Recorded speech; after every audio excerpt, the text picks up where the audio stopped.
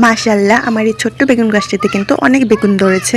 তোমরা দেখতেই পাচ্ছ পুরো গাছ জুড়ে কত সুন্দর বেগুনগুলো ঝুলে আছে। তো আজকে আমরা চলে এলাম কিছু বেগুন কাটিং করার জন্য।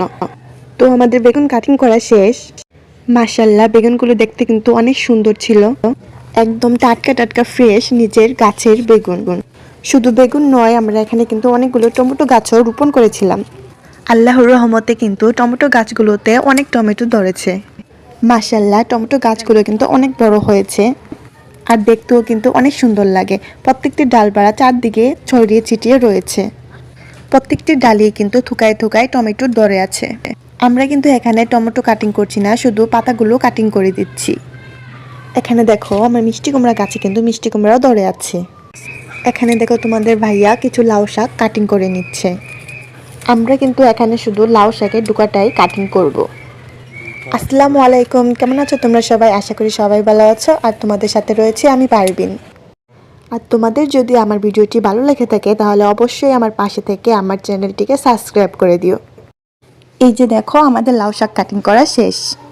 আর এই লাউ শাক আজকে রান্না করার জন্য কাটিং করা হয়েছে। আর এখানে দেখো এগুলো হচ্ছে আমার ধনিয়া পাতা গাছ। আর এখান থেকে আমি কিছু ধনিয়া পাতা উঠিয়ে নিচ্ছি। আর এই ধনিয়া পাতাও আজকে রান্না করার জন্যই উঠিয়ে নিচ্ছি। আর তোমরা সবাই অবশ্যই মাশাআল্লাহ বলে যাবে। আর তোমরা দেখতেই পাচ্ছ ধনিয়া পাতাগুলো কত সুন্দর দেখাচ্ছে।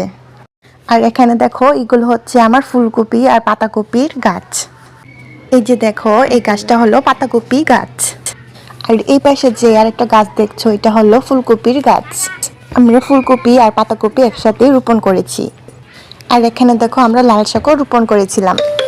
আর এখানে অল্প কিছু লাল শাকই রয়েছে, কারণ বাকি লাল শাকগুলো উঠানো হয়ে গেছে। তো আজকের মতো এই পর্যন্তই। সবাই ভালো থেকো, সুস্থ থেকো। আবার দেখা হবে নতুন কোনো সময় নতুন কোনো ভিডিও। আল্লাহ হাফেজ।